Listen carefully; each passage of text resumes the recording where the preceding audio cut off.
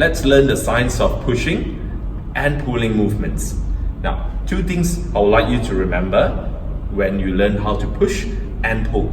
Number one, you would want to keep your shoulder abduction level. This is a shoulder abduction level at 45 degrees and below. Okay, so keep to this angle during pushing and pulling. Joanna, can you show us a couple reps? Okay. Number two, during pushing and pulling, it is very important that you keep your scapula nice and stable, or we call that a shoulder pack position during the movement. Especially you are first learning how to push and pull. So you want to keep the shoulders packed. That means scapula nice and strong there. Okay. Perform your shoulder horizontal flexion extension, which is a pushing and pulling. You want to keep the scapula stable. Okay, this is the lowest position you want to go for a start. Yeah, for a start, you want to keep these arms parallel at the lowest position, and then you start to push, keeping the scapula stable. Adriana, can you try to do that? Yep. So you see how nicely she keeps the scapula packed. Okay, so you will not see scapula being protracted or winging. I couldn't see the inferior body at all. Just do a couple of reps. Right, so as she's doing the push and the pull, I can't see the inferior border at all, which is a good thing. Yeah, I can't see the vertebral border at all. Okay, so that's a nice pushing and pulling movement. So once you understand the science of pushing and pulling, this will be the first exercise I will introduce the client. Right, cable movements, easy. All right, keep the weights low, because the whole idea is to teach your client how to push and gain control. So Adriana is going to perform a couple of repetitions. Right, so it is important here that you keep your lumbar spine stable. Okay, scapula packed, or we call it shoulder packing. And the lowest position that you would go is where your arms are parallel to your body. Okay, and you're going to do a couple of repetitions. Yeah. Nice control. Yeah. Okay. So let's apply the science of pulling towards a row. Okay. Similar with a push, lumbar spine stable. You're going to keep the scapula or shoulder packed. Alright, packed. Shoulder packed. Good. Alright, nice and strong there. Okay, flat. Okay, keeping this stable. Only move your glenohumeral joint, your shoulder joint. Let's do a couple of rows. Okay, it is very important as you row. Alright, you want to keep your scapula packed. Okay, alright, do a couple of reps. Good. Nice, strong. Alright, keeping your wrist neutral. Yeah, keeping your wrist neutral. Good. Just one more rep.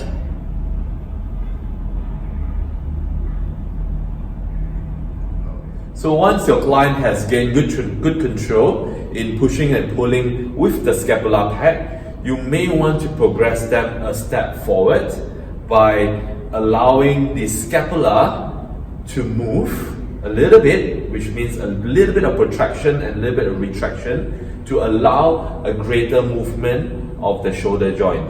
Now, the reason why we would want the scapula to retract or protract is to avoid this thing called a shoulder lurching. So Adriana is going to demonstrate a bad technique or a poor movement where the rhomboids or the scapula fails to move and Adriana try to pull all the way to the back. And you will see this is what we call a hyperextension of the shoulder joint. Yeah, and I call it a lurch of the shoulders. Now we would want to avoid that, because at that position, do you want to show one more time? At that position, your shoulders will be at a high risk of injury. So Adriana is going to perform a poor movement. So have a look. So this is where the lurching happens. What I will do is to engage a little bit of the rhomboid movement. Okay, you will see that she now will lose the lurching, which puts her shoulder back into a better position. That's what we would want. Okay. 2 more reps. Now, as the weight goes to the front, okay, it is also important that we would want to recruit our serratus anterior. So we want a slight, not a plus, a slight protraction utilizing our serratus anterior. Okay, come one more time. Good. Now, if you do not recruit your serratus anterior, okay, down, what you will witness is a protraction, or no, I would say it's much more of a winging of the scapula. So it's very important that if you would like a full movement, during the pulling, you engage your rhomboids without bringing your shoulder blades together. As the weight is going forward, which is like a pushing movement, you would want to engage your serratus anterior. So once your client has performed shoulder packing, is able to control pushing with shoulder packing, this will be the next step, just like a pulling movement. You would want them to engage the serratus anterior, okay, to allow the scapula to protract a little bit, but without going to a plus position, because once you go to a plus position, your thoracic spine will hyperflex and you will lose the whole entire stability and mobility chain. So Adriana, she's going to start at a slightly retracted position, without bringing the shoulder blades together. From this position, she's going to push forward using her glenohumeral as the primary movement. At the end, she will engage a little bit of a serratus anterior to avoid winging. Yeah, so this is nice position there. One more time, Adriana.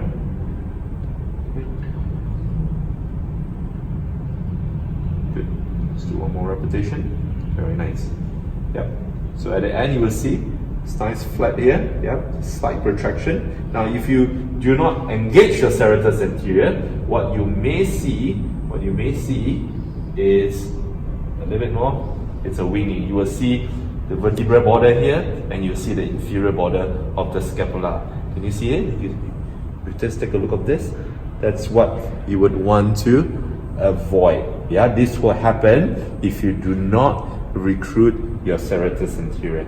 Yeah. Once your client is able to do a pushing and pulling from a stable position, like a seated chest press or a standing cable chest press, then you would only want to bring them to do a push-up. Now, push-up is an exercise that we think is easy, but it's definitely not easy because this is a closed kinetic chain. Now, what it means, closed kinetic chain, is where your distal, which is the furthest point away from your body, that you are pushing and pulling, is fixed. Okay, if you are in such position, you got to stabilize your body, right? Because your distal is fixed. So that's a little bit more challenging. So remember to ensure that your client has already learned pushing from a supported and stable position before you introduce a push-up. Now, once they're ready, the kind of push-ups that you want to do is a supported push-up or a modified push-up where their weight is distributed equally on the knees as well as on the palm. Okay, so a good starting position is where you want to keep the shoulder abduction angle at 45 degrees or less. The palm right next to the chest level. Once they are good set up, she can push herself off from the ground. Okay, so let's set up for Adriana here. Okay, number one, you will see that the elbows are hyperextended here, so you want to keep it soft. Okay, palms, the fingers are wide open. Okay, you want to ensure the shoulders in line with the elbow, in line with the palm. So she's going to move your palm slightly to the back a bit. Slightly to the back, good. Alright, okay. Keep your elbows slightly bent. Move your hip up. Okay. You will see that initially there was a little bit of a thoracic hyperflexion. It's getting a little bit better now. So you're going to push it forward a bit. Alright. You arch your back a bit. A bit. Okay, you can engage your serratus anterior lip, so you're going to push off. Yep, not too much, not too much. Yes. See? So look, this position. Okay, alright. So she's nicely set up.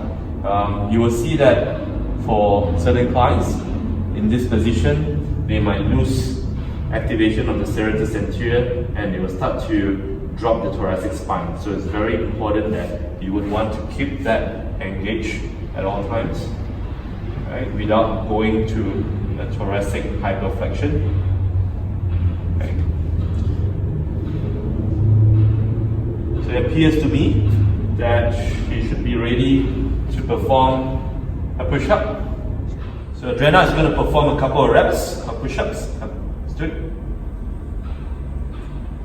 So it is important that you recall what you have learned just now. You can actually do this with shoulder pad, or if you would like to include a little bit of the scapular movement, certainly up to the client's level of control. Right? So if you would like to include your movement of the scapula, it's very important that at the top position you do not want to go to an overly protracted scapular position, okay, without overly hyperextend your elbows. Okay, just do a couple of reps. Down, you do not want to bring your shoulder blades together, just a slight retraction, keeping the lumbar spine stable. Okay, just one more rep. Very good.